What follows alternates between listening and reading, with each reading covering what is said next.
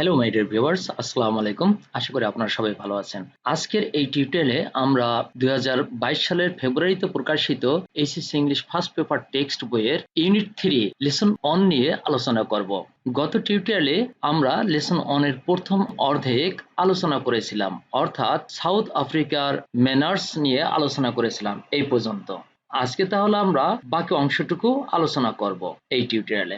Great Britain অর্থাৎ এই great ব্রিটেনের ডাইনিং, গিফট, গ্রিটিংস এর ক্ষেত্রে কি আচার আচরণ রয়েছে সেটা আমরা জানব। তাহলে কথা না বাড়িয়ে শুরু করি। If you are invited to a dinner, wait until your host or hostess indicates you to begin eating.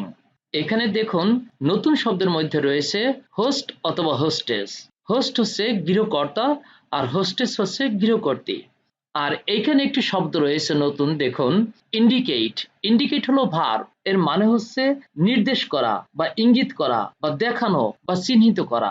তাহলে এটার সিনোনিম হিসেবে আমরা বলতে পারি ডেজিগনেট অথবা স্পেসিফাই অথবা ডিনোট অথবা মিন অথবা পয়েন্ট অথবা সিগনিফাই অথবা স্টিপুলেট ইত্যাদি, অর্থাৎ কোনো কিছুকে চিহ্নিত করা বা নির্দেশ করা।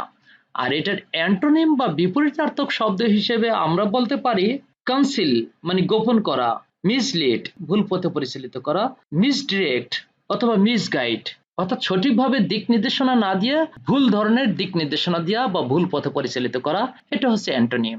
তাহলে দেখুন সেন্টেন্সটির অর্থ কেমন দাঁড়ায়। If you are invited to a dinner, যদি তোমাকে কোনো রাতের ভোজের জন্য অর্থাৎ ডিনারের জন্য দাওয়াত করা হয়, wait until your host or hostess indicates you to begin eating. তাহলে তুমি অপেক্ষা করো যতক্ষণ না পর্যন্ত তোমার গৃহকর্তা বা কর্ত্রী তোমাকে খাওয়া শুরু করার ইঙ্গিত না দেয়। তাহলে পুরো সেন্টেন্সটির অর্থ দাঁড়াচ্ছে ঠিক এইরকম, যখন তোমাকে কোনো রাতের ভোজের জন্য বা ডিনারের জন্য দাওয়াত করা হয়, তখন গৃহকর্তা বা গৃহকর্ত্রী কর্তৃক খাওয়া শুরু করার নির্দেশ না পাওয়া পর্যন্ত অপেক্ষা করো। You may use a piece of bread on a fork to soak up sauce or gravy. এখানে নতুন শব্দের মধ্যে রয়েছে গ্রেভি। গ্রেভি হচ্ছে নাউন, এর মানে হচ্ছে মাংসের রস বা ঝোল অথবা সেদ্ধ মাংসের কাত। তাহলে সেন্টেন্সটির অর্থ কেমন হয় দেখুন, আমরা ভেঙে ভেঙে অর্থ করার প্রথমে চেষ্টা করি। You may use a piece of bread, তুমি এক টুকরা রুটি ব্যবহার করতে পারো। অন এ ফর্ক, কাঁটা চামচের উপরে। To soak up sauce or gravy, sauce কিংবা গ্রেভি অর্থাৎ মাংসের রস বা ঝোল শুষে নেওয়ার জন্য। তার মানে তুমি এক টুকরা রুটি ব্যবহার করতে পারো কাঁটা চামচের উপরে সস কিংবা মাংসের কাত বা ঝোল শুষে নেওয়ার জন্য। Never hold the bread in your fingers to do this, এটা করতে গিয়ে রুটি ধরার ক্ষেত্রে কখনো আঙ্গুল ব্যবহার করো না। আমরা একটু উপরে উঠিয়ে নেই, দেখুন you may eat chicken and pizza with your fingers if you are at a barbecue or in a very informal setting. এখানে দেখুন নতুন শব্দের মধ্যে রয়েছে ইনফর্মাল। ইনফর্মাল হচ্ছে অ্যাডজেক্টিভ, অনানুষ্ঠানিক। তার মানে এটার সিনোনিম হিসেবে আমরা বলতে পারি ফ্রেন্ডলি অথবা আনঅফিসিয়াল অথবা রিল্যাক্স অথবা ইরেগুলার অথবা আনসেরিমোনিয়াস অথবা আনকনভেনশনাল ইত্যাদি। আর এটার অ্যান্টোনিম বা বিপরীতার্থক শব্দ হিসেবে আমরা কি বলবো, আমরা বলবো আনুষ্ঠানিক। তার মানে হচ্ছে ফর্মাল অথবা অফিসিয়াল অথবা সেরিমোনিয়াল অথবা সেরিমোনিয়াস অথবা কনভেনশনাল অথবা ট্র্যাডিশনাল ইত্যাদি। তাহলে দেখুন সেন্টেন্সটির অর্থ কেমন হয়। প্রথমে আমরা ভেঙে ভেঙে অর্থ করার চেষ্টা করি। You may eat chicken and pizza with your fingers, তুমি মুরগি এবং পিৎজা খেতে তোমার আঙ্গুল ব্যবহার করতে পারো। If you are at a barbecue, যদি তুমি বারবিকিউতে থাকো। Or in a very informal setting, অথবা যদি খুব বেশি অনানুষ্ঠানিক পরিবেশে থাকো।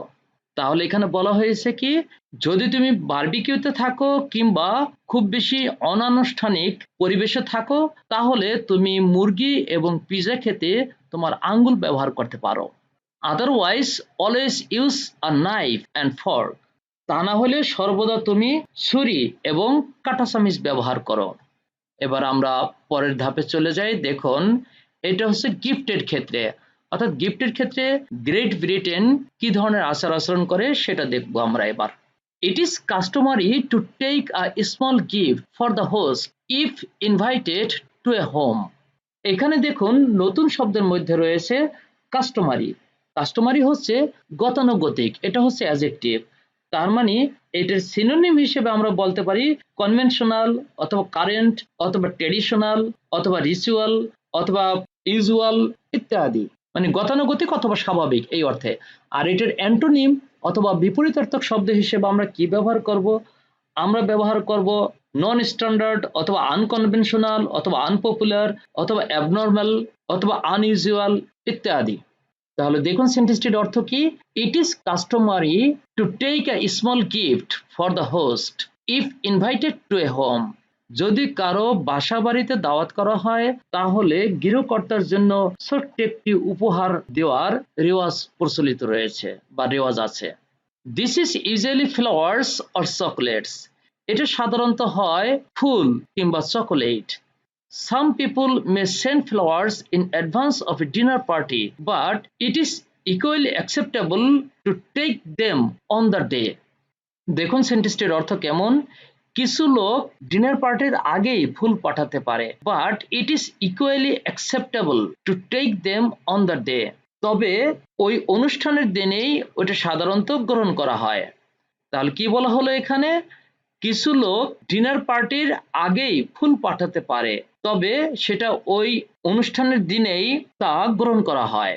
আমরা একটু সামনে এগিয়ে যাই। দেখুন, gifts are opened on received. উপহার গ্রহণ করার পরপরই সেগুলোকে খোলা হয়। এবার আমরা পরের ধাপে চলে যাই। দেখুন, গ্রিটিংস এর ক্ষেত্রে গ্রেট ব্রিটেন কি করে থাকে সেটা আমরা দেখি। আমরা একটু উপরে তুলে নেই। A handshake is the most common form of greeting among the British people and is customary when you are introduced to somebody new. এইখানে দেখুন নতুন শব্দের মধ্যে রয়েছে ইন্ট্রোডিউস। ইন্ট্রোডিউস হচ্ছে ভার্ব, এর মানে হচ্ছে পরিচয় করিয়ে দেওয়া, পরিচয় করানো। তার মানে এটার সিনোনিম হিসেবে আমরা বলতে পারি অ্যাকোয়েন্ট অথবা প্রেজেন্ট অথবা ফ্যামিলিয়ারাইজ অথবা অ্যাড্রেস ইত্যাদি। তাহলে দেখুন সেন্টেন্সটির অর্থ কেমন হয়। যেহেতু বড় সেন্টেন্স, আমরা ভেঙে ভেঙে অর্থ করার চেষ্টা করি। A handshake is the most common form of greeting among the British people. British পিপুলদের মধ্যে করমর্দন হচ্ছে সবচেয়ে সাধারণ একটি রূপ। And is customary when you are introduced to somebody new. এবং এটা একটা প্রথা যখন নতুন কারোর সাথে পরিচয় করিয়ে দেওয়া হয়। তাহলে কি বলা হলো এখানে? ব্রিটিশ লোকজনের মধ্যে সম্ভাষণের ক্ষেত্রে করমর্দন হচ্ছে সবচেয়ে বেশি প্রচলিত একটি রূপ এবং নতুন কারোর সাথে পরিচয় করিয়ে দিতে এটি একটি প্রথা। দেখুন পরের সেন্টেন্সটি। It is only when you meet a friend of the opposite sex whom you haven't seen for a long time that you would give a kiss on the cheek. এখানে দেখুন নতুন শব্দের মধ্যে রয়েছে অপোজিট। অপোজিট হচ্ছে adjective, এর মানে হচ্ছে বিপরীত অথবা উল্টা। তাহলে এটা সিনোনিম হিসেবে আমরা বলতে পারি কন্ট্রারি অথবা ইনভার্স অথবা কনভার্স অথবা অপোজড। আর অ্যান্টোনিম বা বিপরীতার্থক শব্দ হিসেবে আমরা বলতে পারি সেম অথবা প্যারালেল অথবা নর্মাল। তাহলে দেখুন সেন্টেন্সটির অর্থ প্রথমে আমরা ভেঙে ভেঙে করার চেষ্টা করি। It is only when you meet a friend of opposite sex whom you have not seen for a long time. এটা একমাত্র তখন যখন তুমি একজন বিপরীত লিঙ্গের বন্ধুর সাথে দেখা করছো যার সাথে তুমি দীর্ঘদিন দেখা করনি বা তোমার সাথে দেখা হয়নি। তখন কি হবে? That you would give a kiss on the cheek. তখন তার গালে তুমি চুম্বন দিতে পারো। তাহলে এই পুরো সেন্টেন্সটির অর্থ দাঁড়াচ্ছে ঠিক এইরকম। এইটা একমাত্র তখন যখন তুমি বিপরীত লিঙ্গের কোনো বন্ধুর সাথে সাক্ষাৎ করছো যার সাথে দীর্ঘদিন দেখা হয়নি, তখন তুমি তার গালে চুম্বন করতে পারো। এই ছিল এই অংশটি। এবার আমরা সামনে এগিয়ে যাই। দেখুন এখানে রয়েছে মিডল ইস্টের কাহিনী, অর্থাৎ মিডল ইস্টের ক্ষেত্রে ডাইনিং, গিফট এবং গ্রিটিংস এর ক্ষেত্রে কি ধরনের ম্যানার প্রচলিত রয়েছে সেটা আমরা শিখব। তাহলে দেখুন ডাইনিং অর্থাৎ ভোজন। Use your right hand when picking up and eating food. Never your left hand, which you keep at your side. দেখুন বড় সেন্টেন্স আমরা প্রথমে ভেঙে ভেঙে অর্থ করার চেষ্টা করি। Use your right hand when picking up and eating food. যখন তুমি খাবার তুলছো অথবা খাচ্ছ তখন তুমি অবশ্যই ডান হাত ব্যবহার করো। নেভার ইউর লেফট হ্যান্ড, কখনোই বাম হাত না। Which you keep at your side, যা তুমি তোমার পাশে রেখে দিচ্ছ, অর্থাৎ বাম হাতটা পাশে থাকে কিন্তু সেটা ব্যবহার করা যাবে না। তাহলে পুরো সেন্টেন্সটির অর্থ দাঁড়ায় ঠিক এইরকম, তুমি খাবার তোলার ক্ষেত্রে এবং খাওয়ার ক্ষেত্রে ডান হাত ব্যবহার করো, বাম হাত যা তোমার পাশে থাকে তা তুমি কখনোই ব্যবহার করবে না। Do not place your left hand on the table and do not use it to pass food. তোমার বাম হাত টেবিলের উপর রেখো না এবং খাবার পাস করতে এটাকে ব্যবহার করো না। People use spoons, forks and knives if necessary and hardly any utensils. এখানে দেখুন নতুন শব্দের মধ্যে রয়েছে হার্ডলি। হার্ডলি হচ্ছে অ্যাডভার্ব, এর মানে হচ্ছে কদাচিৎ বা কখনো কখনো। তার মানে এটা সিনোনিম হিসেবে আমরা দিতে পারি বেয়ারলি অথবা রিয়ারলি অথবা স্কার্সলি অথবা সেলডম অথবা ইনফ্রিকুয়েন্টলি ইত্যাদি। আর এটার অ্যান্টোনিম বা বিপরীতার্থক শব্দ হিসেবে আমরা দিতে পারি খুব বেশি অথবা ঘন ঘন এরকম। তার মানে হচ্ছে ফ্রিকুয়েন্টলি অথবা অফেন অথবা রেগুলারলি ইত্যাদি। আর ইউটেনসিলস হচ্ছে পাত্র। তাহলে দেখুন আমরা সেন্টেন্সটির অর্থ করছি এইভাবে, people use spoon, forks and knives. মানুষেরা চামচ, কাঁটা চামচ এবং ছুরি ব্যবহার করে থাকে, ইফ নেসেসারি দরকার হলে, অ্যান্ড হার্ডলি এনি ইউটেনসিলস এবং কদাচিৎ কোনো পাত্র ব্যবহার করে থাকে। তাহলে মানুষেরা প্রয়োজন হলে চামিচ, কাঁটা চামিচ এবং ছুরি ব্যবহার করে থাকে এবং কদাচিৎ তারা তৈজসপত্র বা পাত্র ব্যবহার করে থাকে। এরপরে দেখুন, gifts are given frequently to show love, gratitude and respect. এখানে দেখুন নতুন শব্দের মধ্যে রয়েছে ফ্রিকুয়েন্টলি। ফ্রিকুয়েন্টলি হচ্ছে অ্যাডভার্ব, এর মানে হচ্ছে ঘন ঘন বা বারংবার বা খুব বেশি বেশি। তার মানে এটার সিনোনিম হিসেবে আমরা বলতে পারি কন্টিনিউয়ালি অথবা আওয়ারলি অথবা অফেন অথবা রেগুলারলি অথবা কনস্ট্যান্টলি ইত্যাদি। আর এটার অ্যান্টোনিম বা বিপরীতার্থক শব্দ হিসেবে আমরা বলতে পারি ইনফ্রিকুয়েন্টলি অথবা রিয়ারলি অথবা স্কার্সলি অথবা সেলডম অথবা বিয়ারলি ইত্যাদি। আর দেখুন এখানে একটি শব্দ রয়েছে গ্র্যাটিটিউড। গ্র্যাটিটিউড হচ্ছে কৃতজ্ঞতা, এটি নাউন। আর এটার সিনোনিম হিসেবে আমরা বলতে পারি অ্যাপ্রিসিয়েশন অথবা অ্যাপ্রিসিয়েটিভনেস অথবা গ্রেটফুলনেস অথবা থ্যাঙ্কফুলনেস ইত্যাদি। আর এটার অ্যান্টোনিম বা বিপরীতার্থক শব্দ হিসেবে আমরা বলবো অকৃতজ্ঞতা, তার মানে ইংরেজিতে আমরা বলবো ইনগ্র্যাটিটিউড অথবা থ্যাঙ্কলেসনেস অথবা আনঅ্যাপ্রিসিয়েশন অথবা আনগ্রেটফুলনেস ইত্যাদি।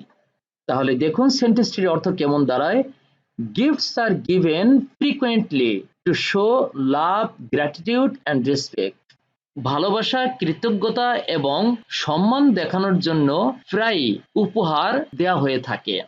Anytime you are invited to someone's place, bring a gift. যখনই তোমাকে কারো বাসা বাড়িতে বা কোথাও দাওয়াত করা হয় একটা উপহার নিয়ে এসো। The most common gifts are food items such as pastries, chocolates, sweets and cookies. সবচেয়ে বেশি কমন গিফটগুলো হলো খাদ্য উপাদান, যেমন পেস্ট্রি, চকোলেট, মিষ্টি এবং cookies. Dates are also commonly given as gifts. খেজুরও সাধারণত গিফট হিসেবে দেয়া হয় বা উপহার হিসেবে দেয়া হয়। আমরা একটু সামনে এগিয়ে যাই, দেখুন people also value food and arts and crafts items from other cultures. মানুষজন অন্য সংস্কৃতির যে কোনো প্রকারের খাবার এবং শিল্প এবং কারুকার্যের বা কারুশিল্পের মূল্য যথেষ্ট দিয়ে থাকে। এবার আমরা পরের অংশটি দেখি, দেখুন এখানে গ্রিটিংস অর্থাৎ সম্ভাষণের ক্ষেত্রে মিডল এজটা কিরকম করে থাকে সেটা আমরা জানবো। The most common greeting is Salam Alaikum, may peace be upon you, to which the reply is Walaikum Assalam and peace be upon you too. সবচেয়ে বেশি কমন সম্ভাষণ হচ্ছে সালাম আলাইকুম অর্থাৎ আপনার উপর শান্তি বর্ষিত হোক, এবং যার উত্তর হচ্ছে ওয়ালাইকুম আসসালাম অর্থাৎ আপনার উপরও শান্তি বর্ষিত হোক। আমরা একটু সামনে এগিয়ে যাই, দেখুন Shaking hands between men is an important gesture of mutual respect. এইখানে দেখুন জেস্চার শব্দটি নতুন। জেস্চার হচ্ছে নাউন, এর মানে হচ্ছে অঙ্গভঙ্গি। আর এখানে একটি শব্দ রয়েছে মিউচুয়াল। মিউচুয়াল হচ্ছে অ্যাডজেক্টিভ, এর মানে হচ্ছে পারস্পরিক। তার মানে আমরা এটা সিনোনিম হিসেবে বলতে পারি কম্বাইন্ড অথবা কমন অথবা রেসিপ্রোকাল অথবা কনসার্টেড অথবা কমিউনাল ইত্যাদি। আর এটা অ্যান্টোনিম বা বিপরীতার্থক শব্দ হচ্ছে ইন্ডিভিজুয়াল অথবা এক্সক্লুসিভ অথবা সিঙ্গেল অথবা সোল বা সলিটারি অথবা সেপারেট অথবা ইউনিল্যাটারাল ইত্যাদি, অর্থাৎ একক বা অপারস্পরিক। তাহলে দেখুন সেন্টেন্সটির অর্থ কেমন। Shaking hands between men is an important gesture of mutual respect. দুজন পুরুষের মধ্যে করমর্দন হচ্ছে পারস্পরিক শ্রদ্ধাবোধ জানানোর জন্য একটি গুরুত্বপূর্ণ অঙ্গভঙ্গি। Hugging and kissing on the cheeks between same-sex people in social situations are quite common, though it is strictly forbidden between men and women. এখানে দেখুন হাগ হচ্ছে ভার্ব আর হাগিং হচ্ছে ভার্বের সাথে আইএনজি করে নাউন করা হয়েছে। হাগ মানে হচ্ছে কোলাকুলি করা, আর কিস থেকে কিসিং এসেছে চুম্বন করে, সেটা আমরা জানি। আর এইখানে দেখুন একটি নতুন শব্দ স্ট্রিক্টলি, এটি হলো অ্যাডভার্ব, এর মানে হচ্ছে কড়াকড়ি ভাবে অথবা কঠোর ভাবে। তার মানে এটার সিনোনিম হিসেবে আমরা বলতে পারি রিগারাসলি অথবা রিজিডলি অথবা এক্সট্রিমলি অথবা স্ট্রিনজেন্টলি অথবা এক্সাক্টলি ইত্যাদি। আর এটার অ্যান্টোনিম বা বিপরীতার্থক শব্দ হিসেবে আমরা ব্যবহার করতে পারি ফ্লেক্সিবলি অথবা ইমপ্রিসাইসলি অথবা ইনএক্সাক্টলি অথবা লুজলি ইত্যাদি, মানে ঢিলে ঢালা ভাবে। আর দেখুন পরের শব্দটি ফরবিড হলো ভার্ব, ফরবিডের পাস্ট পার্টিসিপল এখানে আছে ফরবিডেন। এই ফরবিড ভার্বের অর্থ হচ্ছে নিষেধ করা। তার মানে এটার সিনোনিম হিসেবে আমরা বলতে পারি ডিসঅ্যালাউ অথবা ব্যান অথবা বার অথবা ইন্টারডিক্ট অথবা আউটল অথবা প্রহিবিট ইত্যাদি। আর এটির অ্যান্টোনিম বা বিপরীতার্থক শব্দ হলো কোনো কিছু অ্যালাউ করা, মানে অনুমোদন দেওয়া। তার মানে অ্যালাউ অথবা লেট অথবা পারমিট অথবা গ্রান্ট অথবা স্যাংশন ইত্যাদি। তাহলে দেখুন সেন্টেন্সটির অর্থ কেমন হয়, আমরা একটু ভেঙে ভেঙে অর্থ করার প্রথমে চেষ্টা করি। Hugging and kissing on the cheeks between same sex people in social situations are quite common. একই লিঙ্গের লোকজনের সাথে কোলাকুলি করা এবং গালে চুম্বন খাওয়া হচ্ছে সামাজিক প্রথা অনুসারে খুবই স্বাভাবিক একটি ব্যাপার। দো it is strictly forbidden between men and women, যদিও এটা সম্পূর্ণরূপে পুরুষ এবং মহিলার মধ্যে নিষিদ্ধ। তাহলে দেখুন পুরো সেন্টেন্সটির অর্থ ঠিক এইরকম। সামাজিক পরিস্থিতিতে একই লিঙ্গের লোকদের মধ্যে আলিঙ্গন করা বা কোলাকুলি করা এবং গালে চুম্বন করা বেশ সাধারণ একটি রেওয়াজ, যদিও এটি পুরুষ এবং মহিলাদের মধ্যে কঠোরভাবে নিষিদ্ধ।